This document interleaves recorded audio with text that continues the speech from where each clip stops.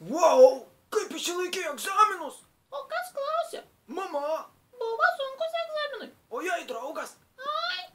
Wow, tai kur studijuosi? Čia. O gal čia? Klaipėdos universitete.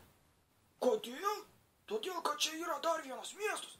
3 dienų balius, vienintelis neplaukiantis burlaivis, didžiausias tualetas, kuriame plauk didelis riebus bangėnis. O dabar liko beliko dalyko išsirinkti gražiai. O ką iš čia per? Skambant specialybę. Po velnių, kas yra ta kraštovaizdžio architektūra?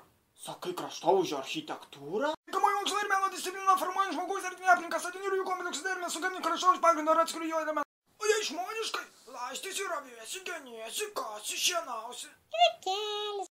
Iš tikro baigę šią specialybę tu galėsi formuoti kraštovaizdį, planuoti parkus, projektuoti viešasias erdves, projektuoti istorinius parkus, projektuoti žalią interjerą, planuoti miestus, stiprinti identitetą, projektuoti želdynus, projektuoti nesudėtingus statinius, planuoti vietoves. Todėl tu turi būti paplaukęs menininkas, kruopštus kaip krapštukas, darbštus kaip šuo su šluota, užsispyręs kaip ožys, o erdvinis tavo mąstymas kaip asnas erdvėlaivį. Ir jei tu manai, kad tu toks esi, tai tapsi žinomu ir turėsi daug draugų, o tavo veidas po žurnalų viršelius užkalsi daug pinigų, kad net nežinosi, kur juos dėti. Dėsi pinigus po lovą, galų gale net baldus pasigaminsi iš pinigų, o tavo kaimyno galvas sprogs iš pavydo. Po velnių, tad būk kraštovaizdžio architektu.